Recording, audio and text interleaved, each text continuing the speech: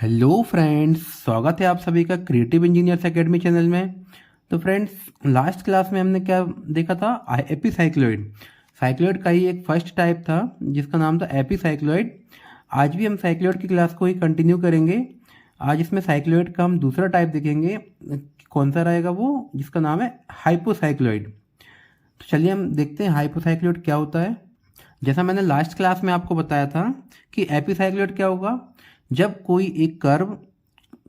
एक सर्कल दूसरे सर्कल के आउटसाइड में जब रोल करता है, जब कोई एक सर्कल किसी दूसरे सर्कल के आउटसाइड में जब रोल करता है, मूव करता है, तो उससे जो प्रोफाइल बनती है वो हम क्या बोलते थे? उसको एपीसाइक्लोइड।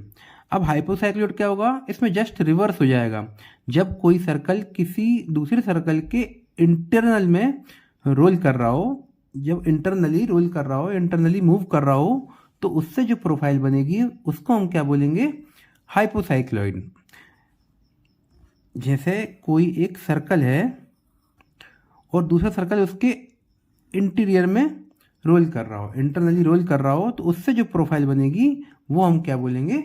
हाइपोसाइक्लोइड। क्या बोल रहा है ये?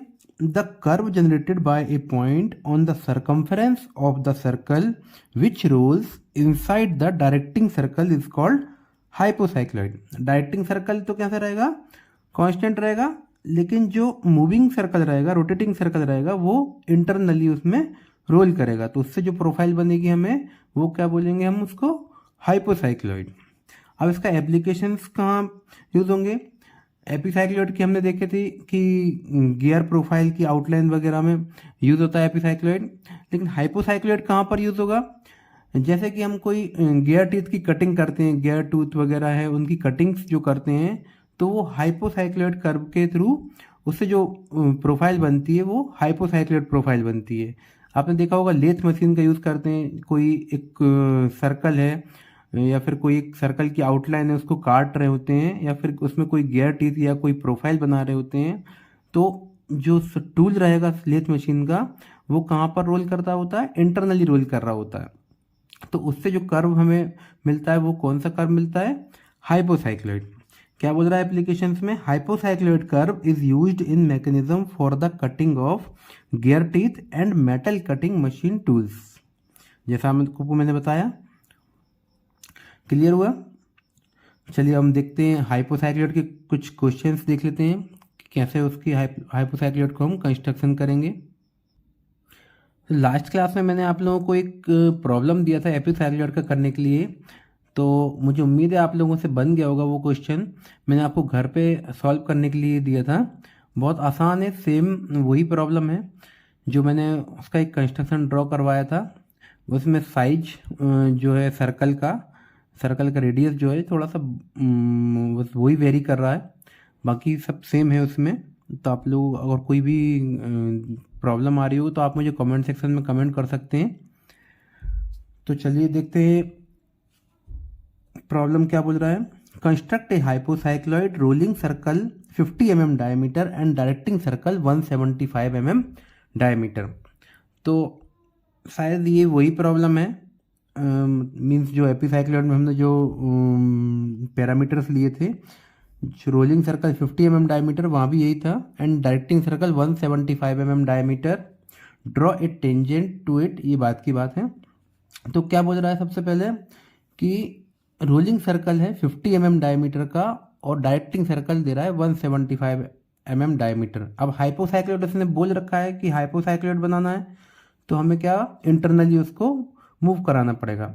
अगर वो बोलता कि construct A curve of rolling circle 50 mm diameter and directing circle 175 mm diameter and inside it, तो भी हम क्या समझेंगे? हाइपोसाइक्लोइड ही होगा। क्लियर? जब उसको हाइपोसाइक्लोइड लिख रहा है तो इंटीरियर, इंटरनल या आउट या एक्सटर्नल कुछ भी मेंशन नहीं करेगा वो। तो हम सबसे पहले हमने क्या देखा था, वहाँ पर भी हमने क्या निकाला था? सबसे पहले थीटा एंगल निकाला था कि थीटा एंगल कितना निकलेगा। तो हमें देखेंगे सबसे पहले small R means radius of rolling circle कितना दे रहा है? 50 mm डायमीटर है, तो रेडियस कितना रहेगा? 25 mm। और कैपिटल आर कितना दे रहा है हमें? 175, तो रेडियस कितना रहेगा 87.5 mm। ये थीटा निकालने की फॉर्मूला मैं आपको लास्ट क्लास में बता चुका हूँ, मैं एक बार फिर से बता दे रहा हूँ आप लोगों को। जिसने भी लास्ट क्लास नहीं देखी हो वो डिस्क्रिप्शन बॉक्स में जाकर लास्ट क्लास को देख सकता है। तो थीटा क्या बोल रहा है 360 into small R upon capital R, ये क्या रहेगा थीटा निकालने का फॉर्मूला। कैसे निकालेंगे 360 डिग्री इंटू स्मॉल आर कितना है 25 डिवाइडेड बाय 87.5, तो थीटा हमारा कितना आया था लगभग 102.88 डिग्री आया था, और हमने इसको राउंड फिगर में 103 डिग्री अप्रॉक्स ले लिया था। तो देखेंगे इसको कैसे ड्रॉ करेंगे हम। अब ध्यान से देखिएगा आप लोग कि हमें इसे ड्रॉ कैसे करना है। तो प्रोसेस स्टार्टिंग की वही रहेगी, पहले हम कोई एक ओ पॉइंट ले लेंगे।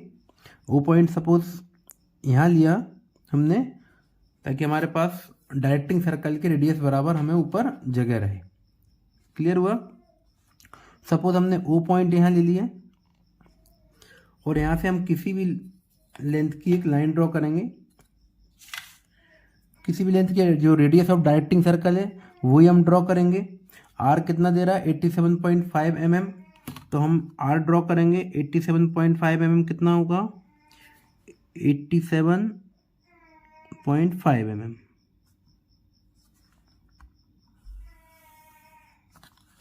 ये हमने आर ड्रॉ किया, ये क्या होगा capital R, radius of directing circle. Clear हुआ। ये रेडियस ऑफ डायरेक्टिंग सर्कल हमारा ड्रॉ हो गया है। रेडियस ऑफ डायरेक्टिंग सर्कल कितना हुआ 87.5 mm। अब कहाँ पर रोल कर रहा है ये इंटीरियर रोल कर रहा है, इनसाइड रोल कर रहा है। तो सबसे पहले हम जो रोलिंग सर्कल है, रोलिंग सर्कल का हम क्या लेंगे रेडियस लेंगे। रोलिंग सर्कल का रेडियस लिया कितना आ रहा है 25 mm। 25 mm हमने ओपन किया। 25 mm को ओपन करने के बाद हमने यहाँ पे इसके सेंटर पे रखा, और यहाँ से एक सर्कल हम ड्रॉ कर देंगे।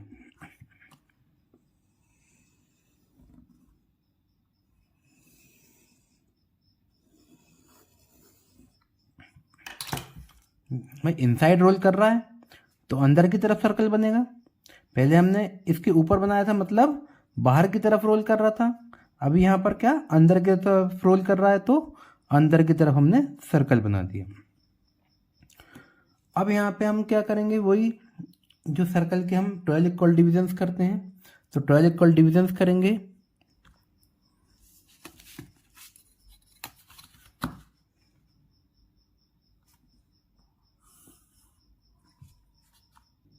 ये क्या हुआ 12 इक्वल डिविजन्स कर लिए हमने सर्कल के। तो अब यहाँ से हम इसकी मार्किंग करेंगे। तो मार्किंग कैसे करेंगे, जब यहाँ से रोल कर रहा है तो यहाँ से पॉइंट स्टार्ट करेंगे। तो ये हो गया फर्स्ट पॉइंट, ये second, third, fourth, fifth, sixth point हो गया, seventh, eighth, ninth, 10th, 11th and 12th point. भाई यहाँ से स्टार्ट करेगा, ऐसा रोल करना चालू करेगा तो 12th पॉइंट पे वापस आ जाएगा। क्लियर हुआ। अब यहाँ से हम क्या करेंगे, ये radius of directing circle open करेंगे, और मैं आपको यहाँ पर भी एक शॉर्ट ट्रिक बताने वाला हूँ जिससे आपको एंगल मेजर नहीं करना पड़ेगा। ये हमने सबसे पहले यहाँ से O से लेकर 12 वाली लाइन को हमने रोटेट कर दिया है। अब देखिए आपको एक शॉर्ट ट्रिक बताऊंगा। अभी पहले हम क्या करते थे, यहाँ से एक एंगल ले लेते थे। यहाँ से कितना आ रहा थीटा एंगल, थीटा एंगल ले लेंगे 87.5 mm आ रहा था, तो यहाँ से थीटा एंगल नापेंगे तो वो भी कर सकते हैं। और दूसरा एक ट्रिक बता रहा हूँ, अभी हम क्या करेंगे कि जो हम डायरेक्टिंग सर्कल है, डायरेक्टिंग सर्कल के हम जो सर्कल के डिविजन्स की 12 इक्वल डिविजन्स, तो डायरेक्टिंग सर्कल के सरकमफेरेंस के भी हम 12 इक्वल डिविजन्स करेंगे, तो वहीं पर आ जाता है। तो आप लोग क्या कीजिए, जो हम पहले 12 इक्वल डिविजन्स कर रहे हैं, तो 12 इक्वल डिविजन्स जहाँ पर भी ख़त्म हो जाए वही आपका थीटा एंगल भी आ जाएगा। भाई बात एक ही है, आप पहले थीटा एंगल लेंगे या और फिर 12 इक्वल डिविजन्स करेंगे, तो फिर आप डायरेक्ट 12 इक्वल डिविजन्स कर लीजिए। ये 12 से लेके 1 तक का डिस्टेंस ओपन किया और 12 आर्क्स कट कर दिए, 2 3, ये क्या हुआ, 12 इक्वल डिविजन्स मार्क हो गए हैं यहाँ पर। इन सभी को भी हम मार्किंग कर देंगे, 1 2 3 4 5 6 7 8 9 10 11 एंड 12। और हम ओ पॉइंट को हम 12th पॉइंट से ज्वाइन कर देंगे, ओ पॉइंट को 12th पॉइंट से ज्वाइन कर देंगे। तो ये हमारा थीटा एंगल भी आ जाएगा, कितना आ रहा है ये, 102.88 डिग्री। अब इसको नापेंगे तो 103 डिग्री के आसपास आएगा। क्लियर हुआ। अब हम सभी पॉइंट्स को क्या करेंगे, सभी पॉइंट्स को हम ओ से ज्वाइन कर देंगे, ओ से सभी पॉइंट्स को ज्वाइन करेंगे, 1 2 3 4 5 6। ये क्लियर हुआ। यहाँ से हमने सभी पॉइंट्स को ओ से ज्वाइन कर दिया है। अब जो मैंने लास्ट एपिसाइक्लॉइड में बताया था कि सभी पॉइंट्स को ओ से सेंटर लेके और रोटेट कर देंगे कहाँ तक, जो लास्ट पॉइंट है। सबसे पहले 6th पॉइंट को हम मूव करेंगे तो ये ऐसा जाएगा। आप चाहें तो फर्स्ट पॉइंट से भी ले लीजिए, मैं फर्स्ट पॉइंट से बता दे रहा हूँ आपको। तो 11 और 1 एक ही पॉइंट पे आएंगे, 11 और फर्स्ट एक ही पॉइंट पे आएगा, सॉरी एक ही लाइन में आएंगे। 10 और 2 एक ही लाइन में आएंगे। ऐसे ही 9 और 3 ये भी एक ही लाइन में आएंगे। नेक्स्ट क्या है, 8th और 4th ये भी एक ही लाइन में आएंगे। And then 7th and 5th ये भी एक ही लाइन में आएंगे। एक और रह गया है, कौन सा, सेंटर लाइन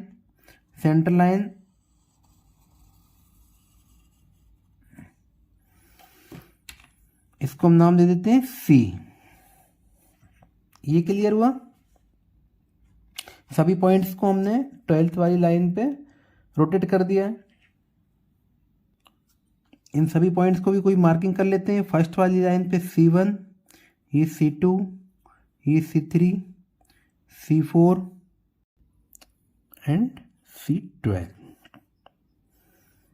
मैं आपको एक चीज़ और बताऊं कि आप जितनी ज़्यादा मार्किंग करेंगे उतना ही आपको फुल मार्क्स के ज़्यादा चांसेस रहेंगे। ठीक है, आप लोग मार्किंग करने में कोई भी कंजूसी ना करें, तो मार्किंग फुल करें आप लोग।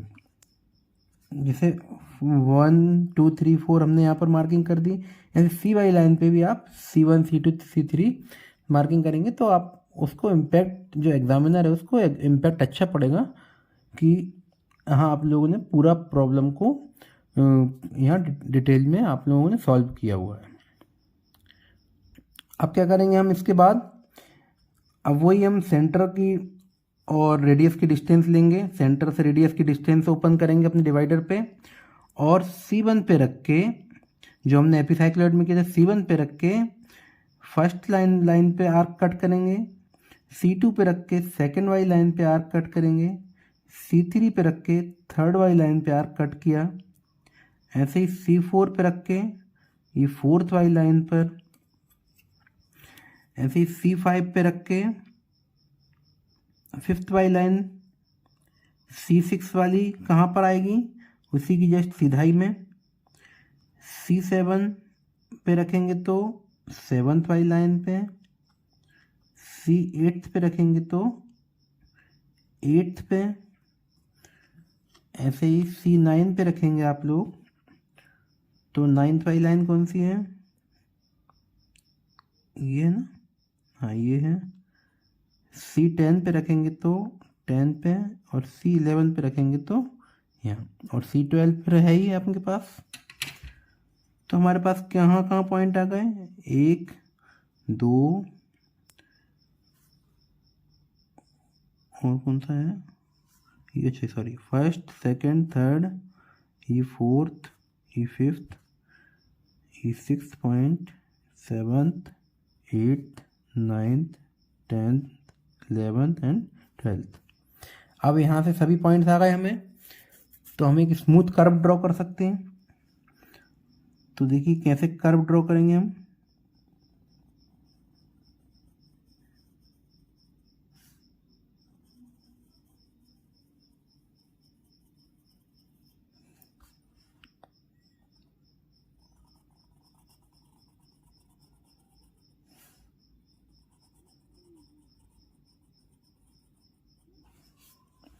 इसको हम थोड़ा डार्क कर देंगे।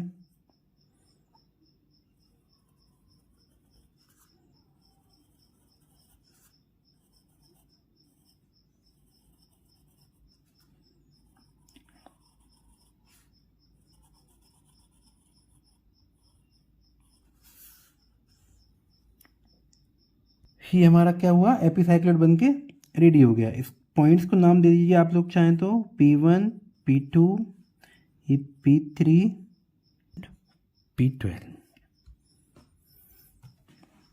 क्लियर हुआ? ये बन गया अपना एपिसाइक्लोइड। अब इसमें प्रॉब्लम में क्या बोल रहा है कि draw a tangent to it at 50 mm from the centre of directing circle.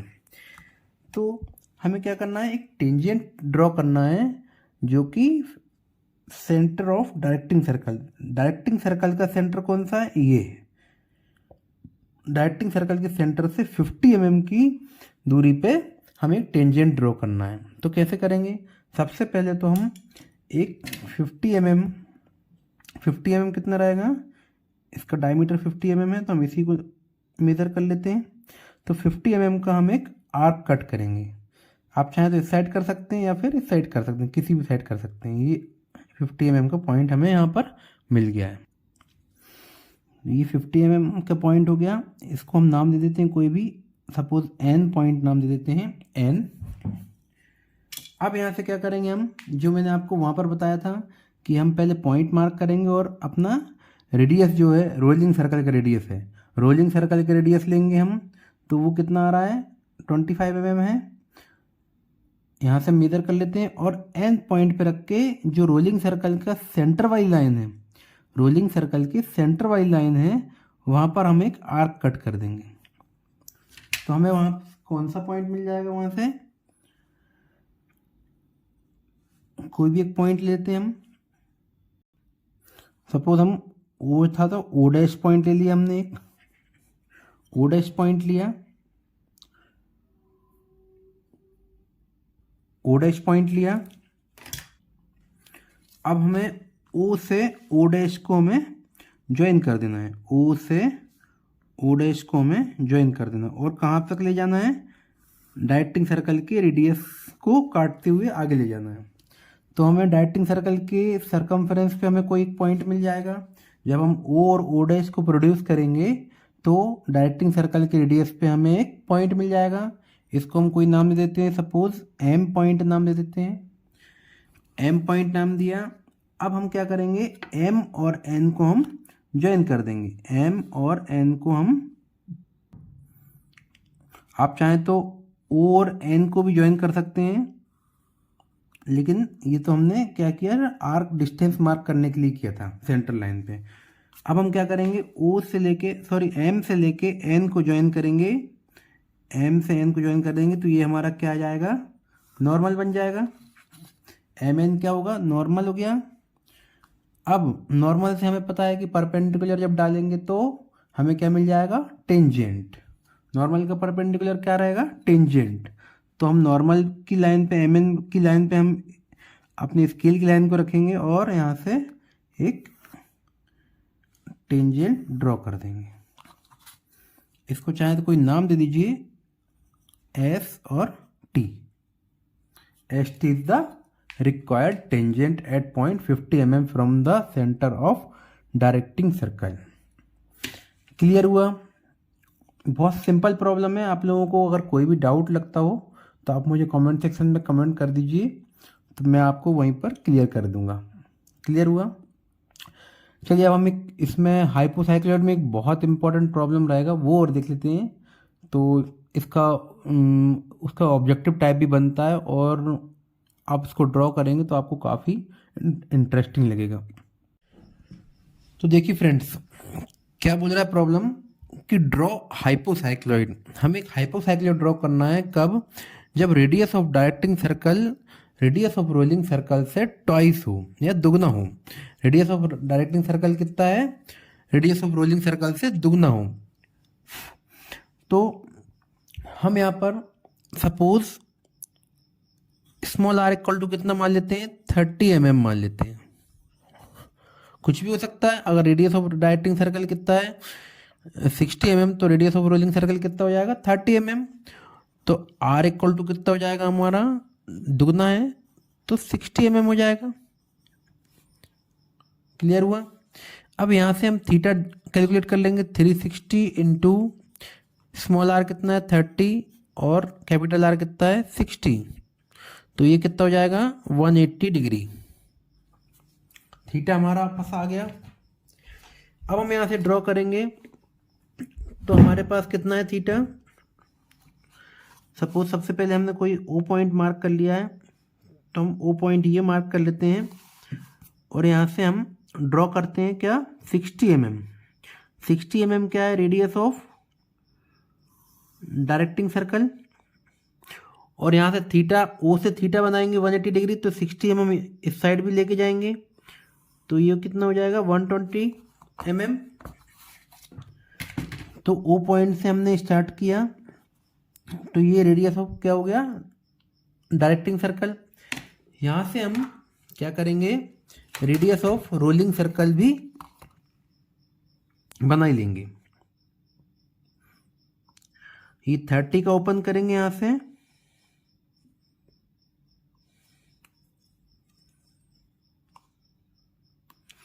ये 30 सेंटीमीटर ओपन करेंगे।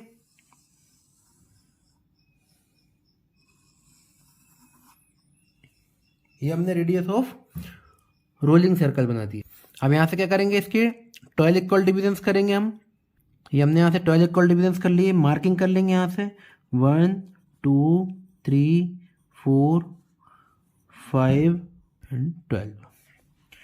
क्लियर हुआ? ये एंगल हमारा कितना हो गया था? 180 डिग्री हो गया था। जो थीटा एंगल है 180 डिग्री क्या हो गया? थीटा एंगल हो गया। यहाँ से हमने मार्किंग कर दी है। अब सभी पॉइंट्स को हम कहाँ पर लेके जाएंगे? ओ पॉइंट को सेंटर लेके सभी पॉइंट्स को हम रोटेट कर देते हैं।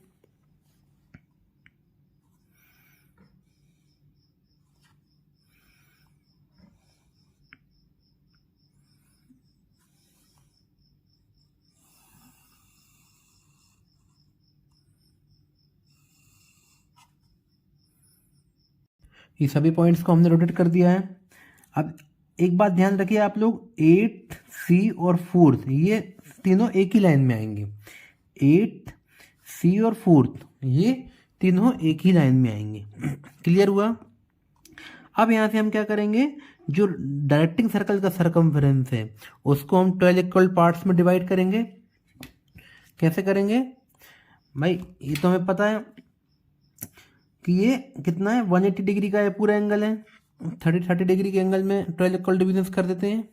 सॉरी 15 डिग्री के 12 इक्वल डिविजन्स कर देते हैं हम। और चाहे तो यहाँ से 12 से 1 का आर्क मार्क करके और यहाँ से हम 12 इक्वल डिविजन्स कर देंगे। क्लियर हुआ? ये first point, second, 11 and 12। Clear हुआ? अब इन सभी पॉइंट्स को हम ओ पॉइंट से ज्वाइन कर देते हैं। इन सभी पॉइंट्स को हम ओ पॉइंट से ज्वाइन कर देंगे। आप चाहें तो सेंटर लाइन तक ही ज्वाइन कर सकते हैं ताकि आपको, या फिर पूरा भी ज्वाइन कर सकते हैं आप लोग।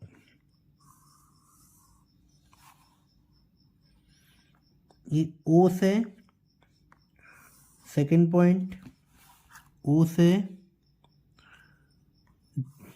Third point. अपन पहले इसको मार्किंग कर देते हैं।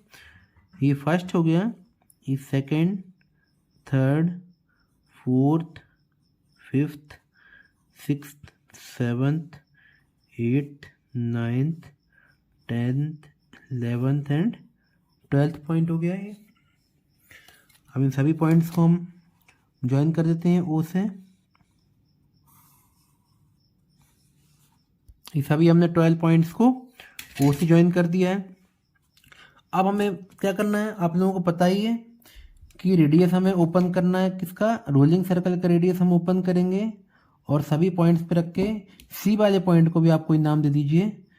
ये C1, ये C2, ये क्या रहेगा C3, C4, C5, C6, C7, C8, C9, C10, C11 and C12। अब सभी पॉइंट से हम लेंगे, रेडियस ओपन करेंगे, हम रोलिंग सर्कल का रेडियस ओपन करेंगे और C1 पे रख के किसको, सॉरी हमने फर्स्ट पॉइंट ज्वाइन नहीं किया है, ये हम C1 वाले को भी ज्वाइन कर देते हैं। क्लियर हुआ? अब हम यहाँ से radius of rolling circle open करेंगे और C1 पे रख के ये फर्स्ट पॉइंट पे हम आर्क मार्क कर देंगे। ऐसे ही C2 पे रखेंगे तो सेकेंड वाली लाइन पे आर्क मार्क करेंगे। C3 पे रखेंगे तो थर्ड वाली पे आर्क मार्क करेंगे। C4 पे रख के फोर्थ वाली पे आर्क मार्क करेंगे। फिफ्थ पे रखेंगे तो फिफ्थ वाली पे आर्क मार्क कर देंगे। C6 पे यहीं रहेगा ओ पे। C7 पे रखेंगे तो सेवन्थ वाली पे। C8 पे रखेंगे तो एट्थ वाली पे। 9th रखेंगे तो 9th वाली लाइन। 10th पे रखेंगे तो 10th वाली लाइन पे। 11th पे रखेंगे तो 11th वाली लाइन और 12th पे रखेंगे तो 12th वाली लाइन पे। देखिए आपने देखा होगा सभी पॉइंट्स एक ही लाइन में आ रहे हैं, सभी पॉइंट्स एक ही लाइन में आ रहे हैं। तो मैं वही बताने की आपको कोशिश कर रहा हूँ कि जब radius of rolling circle radius of directing circle से आधा रहेगा तो हाइपोसाइक्लोइड क्या मिलेगा हमें? Straight line. क्लियर हुआ? आप चाहें तो आप P1 P2 मार्क कर सकते हैं। P1 P2, ये P3, ये P4, P5, P6, P7, P8, P9, P10, P11 and P12। तो ये बहुत इंपॉर्टेंट चीज़ है। जब radius of rolling circle radius of directing circle का आधा हो तो हाइपोसाइक्लोइड हमेशा हाइपोसाइक्लोइड ऑलवेज स्ट्रेट लाइन। क्लियर हुआ फ्रेंड्स? बहुत इंपॉर्टेंट क्वेश्चन है, आप लोग इसको ध्यान से देखिएगा। प्रॉब्लम आ सकता है तो आप लोग हमेशा इसको स्ट्रेट लाइन ही ड्रॉ करेंगे अगर radius of rolling circle radius of directing circle का आधा हो तो। क्लियर हुआ? यहाँ पर हाइपोसाइक्लोइड खत्म होता है। और अगर आप लोगों को कोई भी और दूसरे प्रॉब्लम में भी कोई डाउट आ रहा हो तो आप लोग मुझे कमेंट सेक्शन में कमेंट करके पूछ सकते हैं। क्लियर हुआ फ्रेंड्स? तो चलिए फ्रेंड्स, आज के लिए बस इतना ही।